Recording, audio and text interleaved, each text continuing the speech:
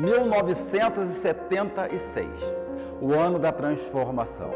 Foi o ano que eu cheguei a Nilópolis. Cheguei a Nilópolis num curso de teatro que acontecia na Avenida Mirandela. E ali eu comecei a trabalhar. Montei o primeiro espetáculo, que foi A Última Estação, de Gil Vicente Coimbra. Dali eu já parti para um outro espetáculo que foi maravilhoso, com outro autor nilopolitano, que isso é muito maravilhoso falar de Nilópolis, Adilson Queniatra. Montei um espetáculo sensacional que, por incrível que pareça, eu ainda tenho ele gravado até hoje na cabeça, um monólogo. E foi a minha primeira estreia realmente profissional, que foi no Colégio Filgueiras, Fragmentos. Dali eu parti para outros espaços, comecei a trabalhar, fui trabalhar com Dilo Mello, com Brigitte Bley, fui embora. E voltando para Nilópolis, eu comecei a trabalhar em espaços aqui da cidade, em projetos escolas, Ideal de Olinda, Nilopolitano, e como não tinha teatro, a gente fazia o quê? Partia para os espaços que a gente ocupava na época na cidade, né?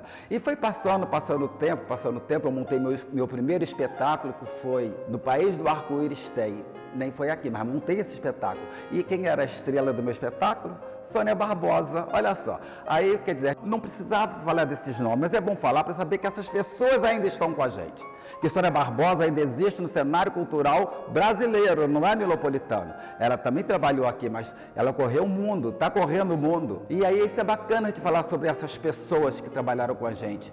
Uma figura muito importante também, que foi meu amigo durante muitos anos, que foi Edivaldo Barros, que recebe o nome dessa sala onde nós estamos.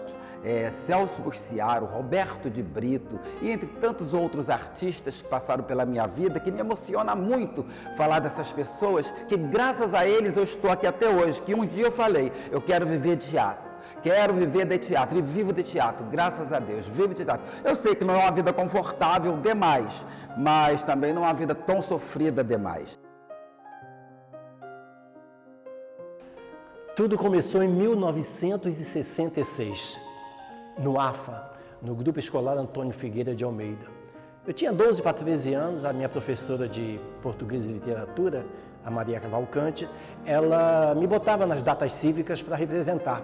Achava que eu era desembaraçado, que eu era muito serelepe, e eu comecei fazendo teatro dentro do AFA.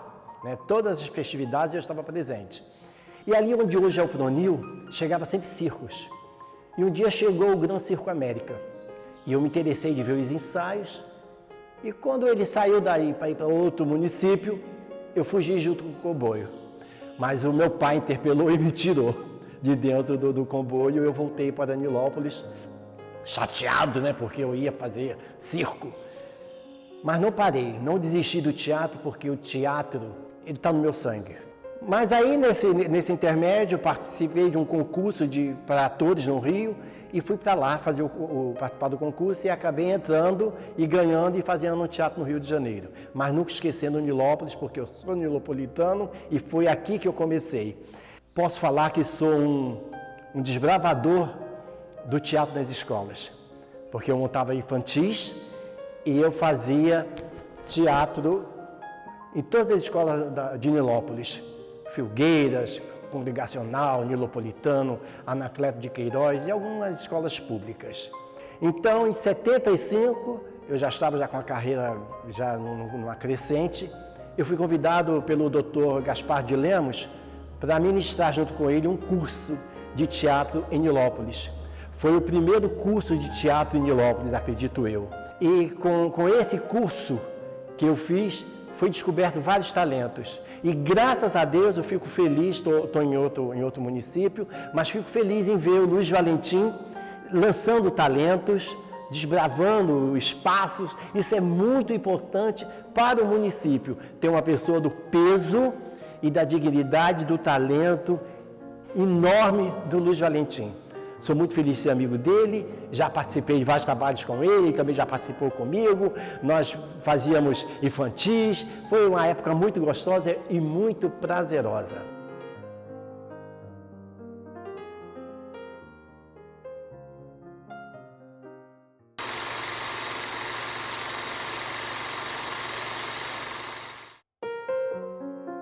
Eu sempre me emociono ao falar do Centro Cultural,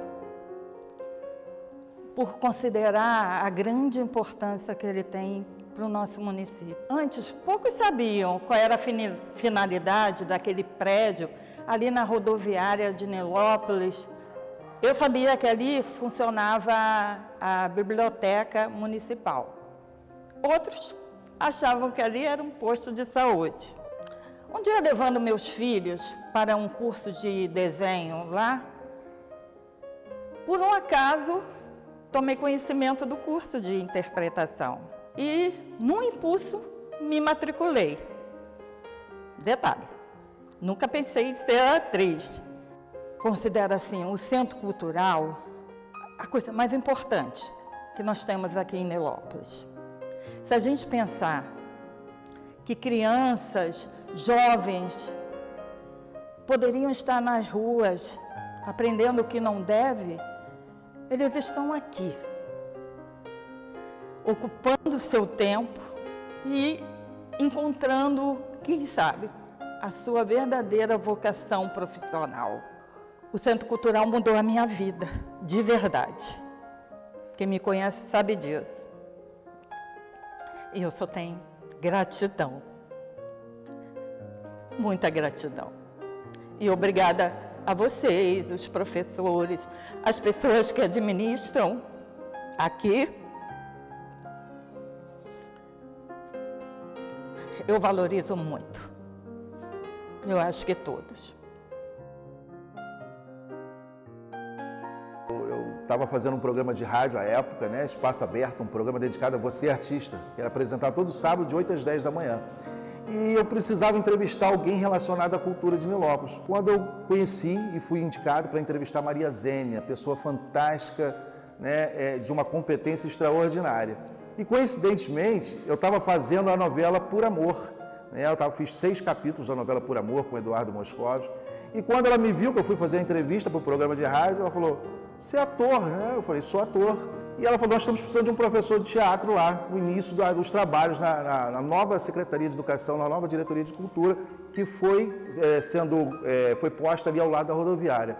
Naquele momento, eu acho que surgiu um grande momento da cultura nilopolitana, né? Um celeiro assim de atores, um celeiro de pessoas que começaram a mexer com a arte, um celeiro onde que se formou plateias.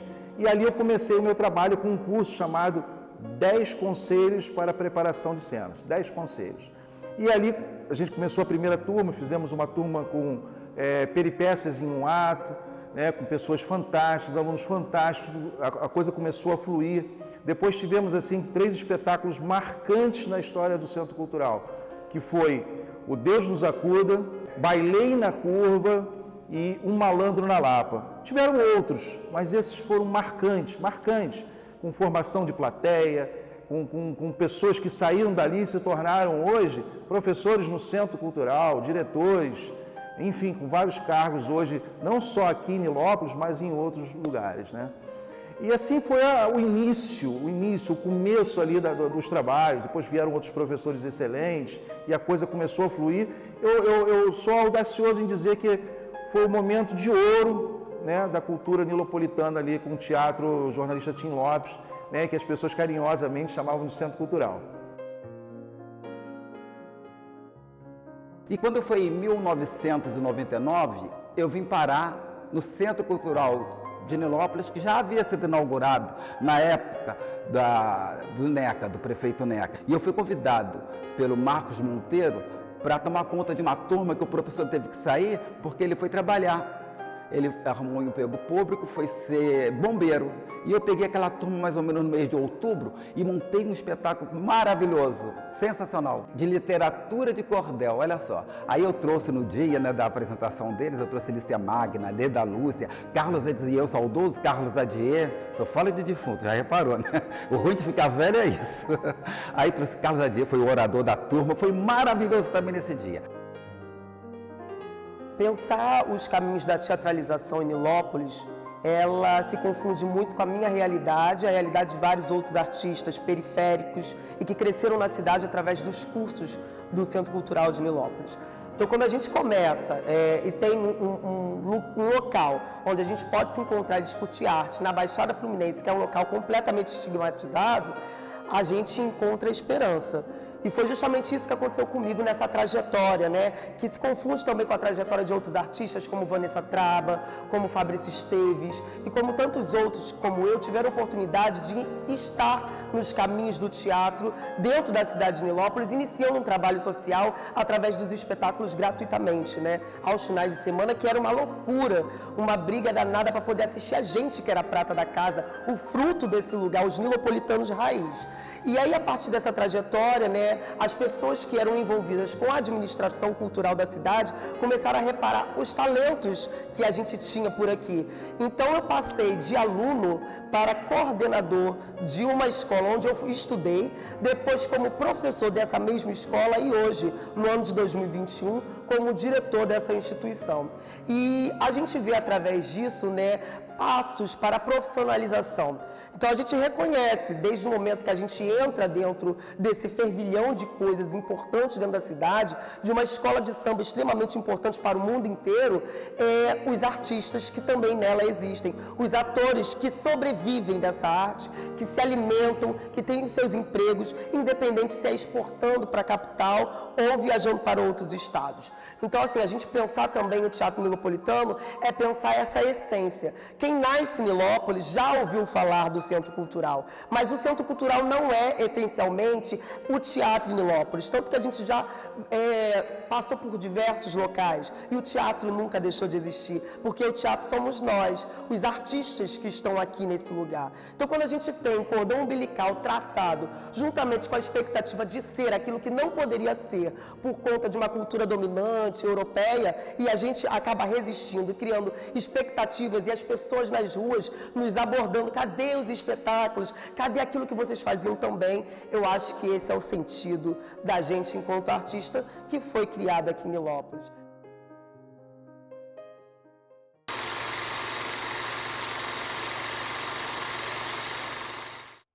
Bom, eu trabalho com a Paixão de Cristo há muito tempo e nós trouxemos esse trabalho de Ricardo de Albuquerque para cá, para a Igreja da Santíssima Trindade, em 2013.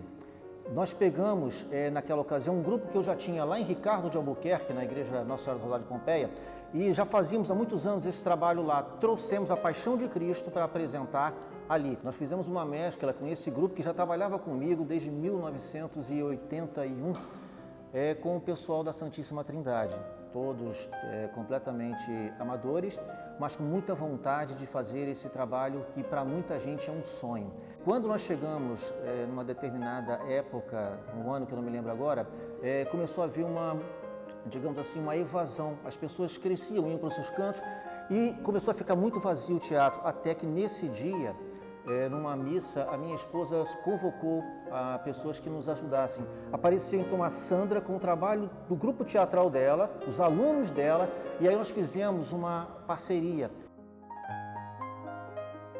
Foi anunciado na igreja que estava precisando de pessoas para compor, né, o elenco da Paixão de Cristo. Aí eu fui, né, juntei com os meus alunos da Secretaria de Cultura, da qual eu dou aula, e fui, né, e a gente fez um trabalho excelente. E até hoje isso motiva muitos alunos para irem, né, porque eles se sentem presenteados também. Por quê? Porque é onde eles mostram que eles realmente estão atuando. Porque na aula é uma coisa, eles já atuando é uma outra coisa completamente diferente. Então eles se sentem já, poxa, estou no caminho certo. A minha história com o teatro evangélico, ela se cruza com a minha história com o teatro aqui no Centro Cultural. Eu comecei a fazer teatro muito pequeno na igreja, né? Ainda tinha aquele pensamento rudimentar ainda, né? A gente copiava muitas coisas, pegava peças que vinham muito de São Paulo, isso nos anos 90, mais ou menos. E aí, quando eu comecei a ficar adolescente, aquilo já passou a não ser mais a gente queria outras coisas. A gente começou a ver que aquele teatro, que as pessoas tinham muito preconceito com o teatro evangélico, né? Que era o teatro amador, que era um teatro muito rudimentar, era um teatro... E aí a gente começou a querer procurar, e aqui em Nilópolis tinha um curso. E a gente falou assim, a gente quer uma coisa diferente, a gente quer movimentar, e a gente era tudo adolescente ainda, 15, 16 anos, com a mente fervilhando. E a igreja ainda falava de algumas coisas que as pessoas não estavam ainda... Era aquela coisa, não toque nisso, muito subjetivo. E a gente, com essa ajuda do teatro aqui fora, que chamava teatro secular, né? Tinha essa diferença, teatro evangélico, teatro secular, a gente começou a abrir nossos horizontes, porque o teatro ele faz isso, né? Ele abre nossos horizontes. E a gente começou a repensar o que as pessoas, por mais que sejam evangélicas ou não, o que elas estão pensando, o que elas estão querendo falar. E a gente começou a fazer, nos anos 2000, 2006, 2007 mais ou menos, a gente começou a fazer uma série, né? Isso fez muito sucesso. Tanto que a igreja, eu era da igreja do Nazareno em Nilópolis ali, e a igreja estava em período de reforma, cabia mais 2, 3 mil pessoas na igreja, e toda semana pessoas da igreja, pessoas que não eram da igreja, iam lá assistir essa série que falava de uma família. E, curiosamente, era uma família não tradicional, era uma mãe solteira, era um irmão que não trabalhava, e a gente começou a falar de outras pautas que os jovens queriam ouvir na época, né? Sobre namoro, sobre sexo, de uma forma leve, de uma forma que eles gostavam, queriam ver, né? E eu acho que esse foi o grande sucesso. A virada de chave aqui para o teatro evangélico aqui de Nilópolis. E as pessoas de fora começaram a assistir, não tinha esse boom da rede social que a gente tem hoje ainda, acredito que se fosse hoje teria repercutido muito mais, mas repercutiu bastante na época, e foi muito bom de pegar aqueles jovens que poderiam estar fazendo outras coisas, a gente não trabalhava profissionalmente com isso, mas acabou que a gente fazia isso com muito coração. Foi uma iniciativa num grupo, meu e da Marta, minha esposa, Marta Chambarelli. A gente, antes de fundar o Centro Espírita Leopoldo Machado, nós fundamos o grupo teatral Jesus Gonçalves. E a gente foi o primeiro aqui no município tirar o teatro espírita dentro da casa espírita para fora, para o público externo da casa espírita. E foi muita alegria, foi um evento assim inicial para a gente, de muita reciprocidade com o público, foi muito bom. 27, 30 anos atrás, nós fomos um dos primeiros grupos a levar humor espírita, porque antigamente o movimento espírita, os teatros espíritas dentro da casa, é sempre aquele de obsessão, de alcoolismo, de aborto, porra, só de... Aí o Leopoldo e Jesus canalizaram a gente para fazer humor, que foi um grande desafio, porque fazer humor espírita não pode cair para banalidade também. Então a gente teve a inspiração e a intuição, e o Zé Luiz também, que foi um principal, que está lá em Vitória, né? Ele que escrevia as peças, a Marta que dirigia, a minha esposa que está ali sentada do lado. Acho que ela deveria estar mais aqui no meu lugar, mas como fui convidado. As pessoas vinham de muito longe para poder assistir. Na praça realmente ganhou muita repercussão. Participaram várias pessoas de diversos níveis culturais, de diversos níveis de religião, até espíritas, ateus, evangélicos, e o trabalho se incorporou. Nós pegamos pessoas das comunidades, pessoas que não têm realmente muito acesso a teatros nas zonas sul, centro da cidade, e elas têm a oportunidade de se desenvolver. Não tem o financiamento, né? Só a Paixão de Cristo mesmo, que a gente teve a ajuda da igreja, da prefeitura, a gente teve, né? Passamos 5 anos, mais ou menos, se eu não me engano, trabalhando, e a prefeitura dando aquele apoio pra gente, o palco, som, iluminação, mas o resto, a própria comunidade mesmo em si, a gente pede um apoio a um, pede um apoio a outro e faz os trabalhos. E o teatro evangélico passou a não ser mais aquele teatro, só tem na Páscoa, só tem teatro, aquela peça do Dia das Mães, e passou a ser um teatro que ele se comunica, né? Porque essa é o grande lance do teatro, seja para qualquer coisa, né? A arte, ela serve para comunicar, para transcender. E a gente, acredito eu, que a gente teve uma parcela de responsabilidade para aqueles jovens daquela época. Hoje, a maioria seguiu outros caminhos, outros continuam fazendo alguma coisa na área da arte, mas foi um momento muito importante. Chamava Ministério Ágape, né? E chegou um momento que a gente chegou a fazer até peças, convidar a fazer peças em outros estados, outros lugares, tamanha repercussão disso, né? Independentemente de ser aquela coisa de o teatro precisa passar aquela mensagem, né, de pesada, que tinha-se muito isso, né, que tratava-se, quando falava do diabo, o diabo era sempre a coisa mais interessante, que ela sempre parecia com luzes e tal, babá, e quando vinha Jesus, sempre parecia Jesus no final, aquela coisinha assim, triste, né, com uma roupinha branca. E a gente começou a rever esse Jesus, rever esse Deus como algo mais moderno, como algo que quer falar com a gente, que quer falar. Eu acho que esse foi um grande lance do teatro aqui em Nilópolis para isso. O Centro Espírita Leopoldo Machado construiu um teatro e não tem aqui em Nilópolis a estrutura que nós montamos aqui nesse município. E de bobear, não sei, não posso afirmar, mas é um dos melhores teatros da Baixada. Nós fizemos algumas peças que ficaram muito tempo em cartaz. A gente foi já para apresentar Mar de Espanha, Juiz de Fora, Leopoldina, Santa Catarina, Florianópolis. Cara, no Rio de Janeiro foram quase todos os Sescs, Nova Iguaçu, Centro da Cidade, São João de Meriti. Né? Então a gente fez O Tempo é Agora, Com Arte se Aprende, 6 lições doutrinárias. Eu não posso deixar aqui, eu até me emociono, deixar de lembrar de Farid Abrão. E Farid sempre teve ideias de levar para o público coisas boas. E agora, que eu acredito, na veia dessa história aí, o Abrãozinho, que é o prefeito atual do município, ele vai canalizar essa energia dele também para a arte.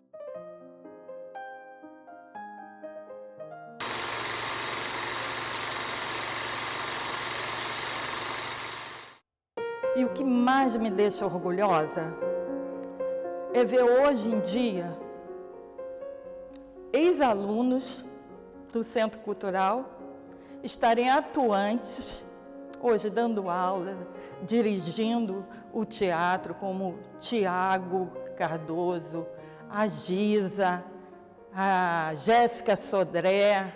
E isso me dá muita alegria, porque era uma coisa que eu sempre pensava.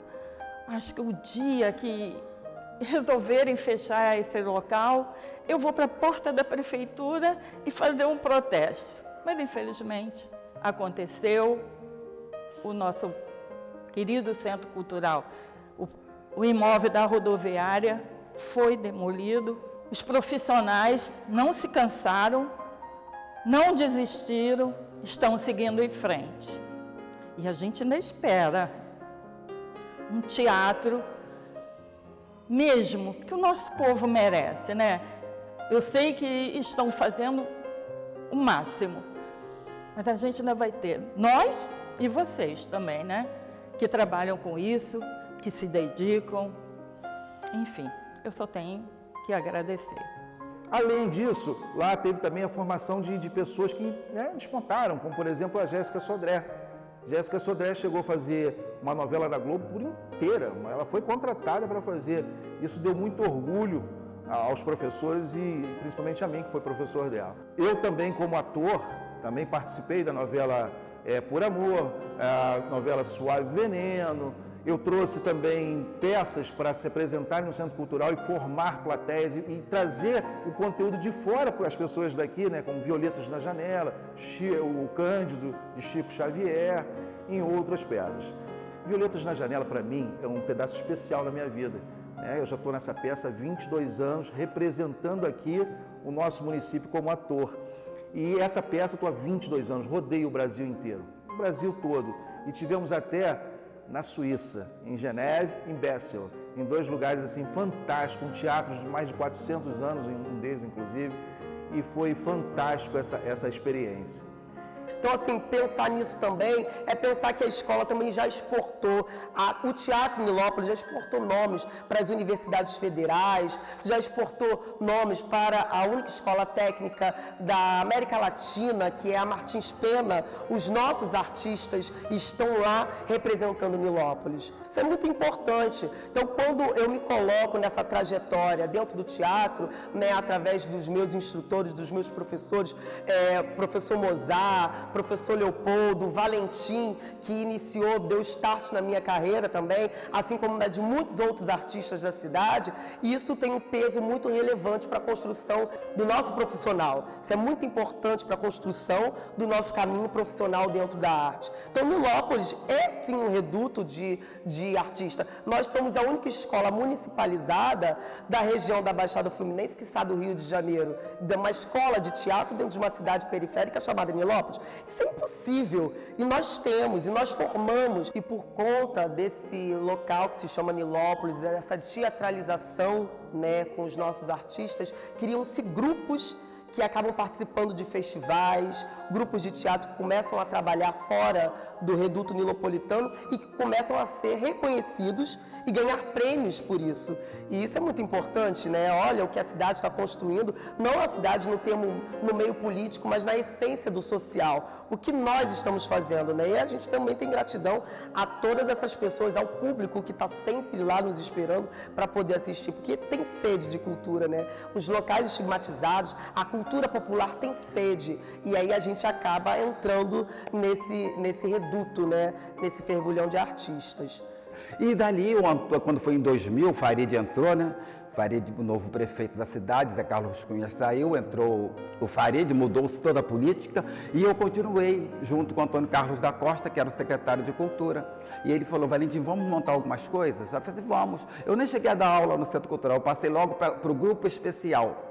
Então eu pegava os melhores alunos, eu ficava olhando esperto, olhando quem é que sobressaía mais, não que fossem os melhores, mas quem sobressaía mais. E eu montava os espetáculos. Aí o primeiro foi o Alto da Compadecida. Olha, vocês não acreditam, foi um sucesso tão grande, mas tão grande que a gente não sabia mais onde ia parar, de tanta fila que tinha para ver sábado, domingo, casa lotada, casa lotada. Que terá súbita satisfação de morrer ao lado da sua excelentíssima mulher safada. Segure aqui. Antes de morrer, eu tenho um pedido a fazer. Ai, qual é? Quero que mate ela primeiro pra eu ver. É justo, é justíssimo, concedido. Mate a mulher primeiro. Ah, desgraçado! Desgraçado é você que desgraçava a testa. Se ao menos eu sou um filho de respeito. Aí o Farid falou assim, vamos reformar o teatro, porque o teatro ele não tinha ar-condicionado, eram umas cadeiras bem desconfortável. Aí o prefeito Farid Abrão Davi reformou o teatro todo, que ficou, maravilhoso. Cadeiras, poltronas maravilhosas, ar-condicionado. E aí eu montei o quê? Romeu e Julieta. Fiz uma montagem bem de vanguarda mesmo, com quem? Celso Mociaro. Também foi outro sucesso. Aí o público já começou aquela formação de plateia, não, vamos lá no Centro Cultural, Teatro Jornalista, Tim Lopes, tem espetáculo lá maravilhoso, vamos lá. Aí montei também Greta Garbo, quem diria, acabou no Irajá. Me lembro que teve uma passagem que o Antônio virou e falou para mim, Valentim, você montou o Alto da Compadecida, com tantas pessoas em cena, veio depois Romeu e Julieta, com tantas, agora vem Greta Garbo com 3 pessoas, vai ser legal, Valentim? Olha, se vai ser legal, não sei. Mas foi o espetáculo, não vou dizer que foi de maior sucesso, mas é a paixão do secretário, esse espetáculo. Greta Garbo, quem diria, acabou no Irajá. Foi sensacional. Dali para cá eu já montei outros espetáculos, aí o público já ia mesmo, já ficava pedindo. Aí eu montei a Gaiola das Loucas, que tirava de cartaz, tinha que voltar em cartaz, tirava de cartaz, tinha que voltar em cartaz novamente.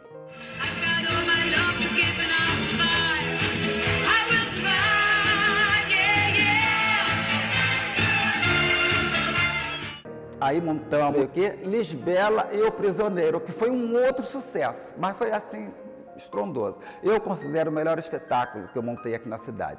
Aí a gente fazia a remontagem das peças, porque o público queria ver a Gaiola, queria ver Greta Garbo, queria ver isso, queria ver aquilo. A gente começou a trabalhar e eu comecei a sair fora mais da cidade, comecei a trabalhar em outros espaços, fui dirigir a escola Antônio José o Judeu. Vai mudando política, a gente vai saindo aqui, vai entrando ali, né? Que política e teatro aqui respiram juntos, né? Não adianta a gente querer falar só do teatro se não falar da política, porque não temos patrocínio. Vivemos de quê? Vivemos de angariar fundos para montar um espetáculo. Pode ajudar aqui, pode ajudar ali. Teve uma pessoa aqui na cidade chamada Adilson Farias, o popular galego. Esse sim amava e gostava da cultura. Esse amava. Uma vez eu montei um espetáculo, Esta Noite as Calças Voam. O galego patrocinou o espetáculo, falou assim, vamos levar fora da cidade, levamos para o Teatro Princesa Isabel. O galego dava Kombi para levar os artistas e trazer. O galego pagava o teatro para a gente, a bilheteria saía limpinha para a gente, graças a Deus, amém, Nosso Senhor Jesus Cristo. Então, viva o galego aqui na cidade. E na atualidade nós temos um novo prefeito, que é o Abrãozinho, que ama também arte, gosta de teatro e que assistia os nossos espetáculos lá no Teatro Jornalista de Nilópolis, que foi demolido sim, mas quando o teatro foi demolido, ele ou seria reformado ou seria demolido. ou uma coisa ou outra, porque o teto já havia caído, buracos pelo chão, as poltronas já estavam quebradas, e por questões políticas, eu não sei qual foi a questão, e até hoje o teatro não foi feito, mas dito pelo Abraãozinho que será construído um novo teatro na nossa cidade, no mesmo local. Vamos aguardar que isso aconteça. O Alto da Compadecida e a Gaiola das Loucas, para mim, marcou a época. O público fazia fila na porta do Teatro Tim Lopes e muita gente tinha que voltar. Isso me emocionava muito, a mim e a todos, claro. A gente vibrava. Nós fizemos plateia, nós temos plateia. Depois, o Centro Cultural foi convidado para participar do desfile da Escola de Samba Beija-Flor. Isso em 2003 e 2004. A aula do que representou o Centro Cultural na Beija-Flor foi a de retirantes. Nossa, emocionou a todos, impactou o sambódromo.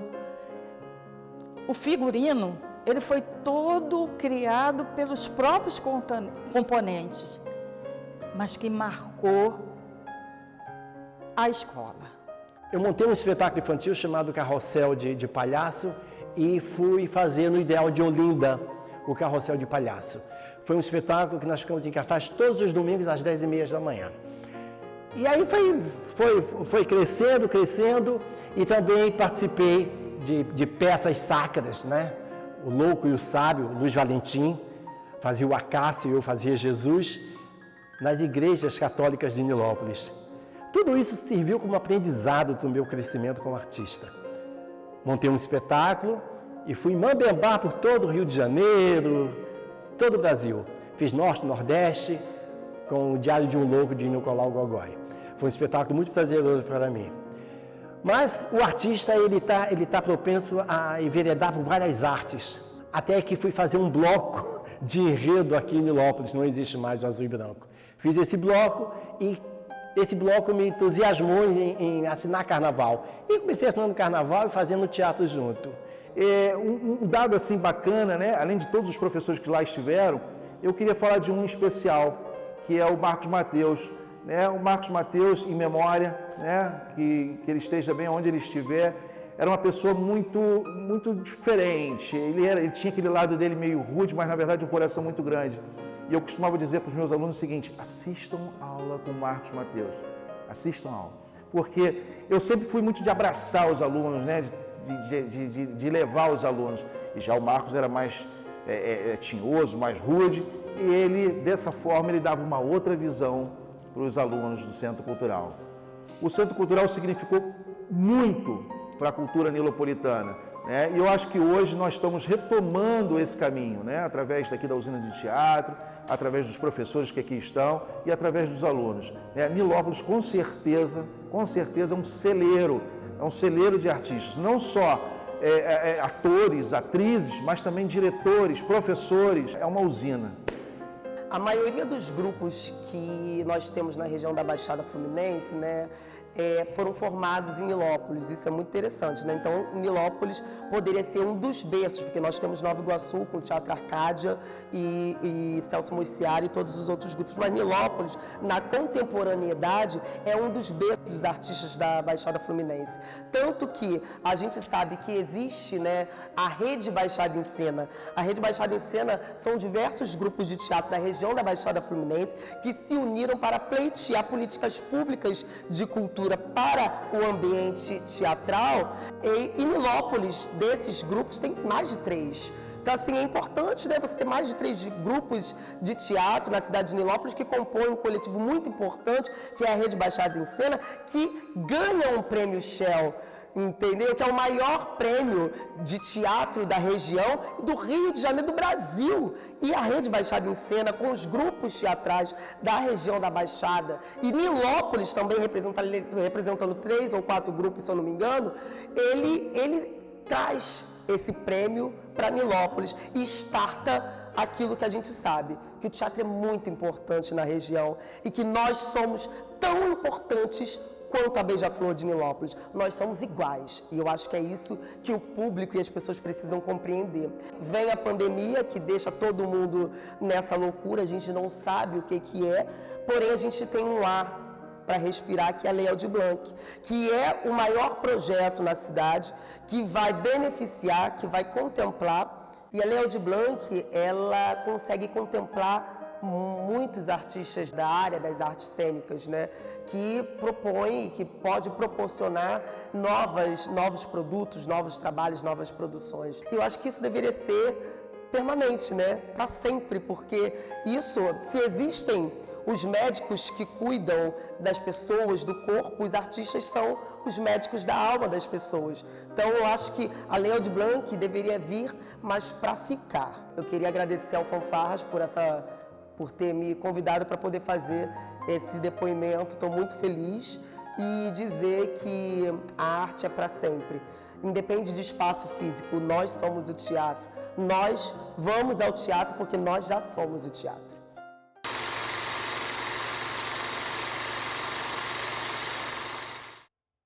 O teatro aqui em Nilópolis, ele se mistura com várias coisas. O fator social é muito importante.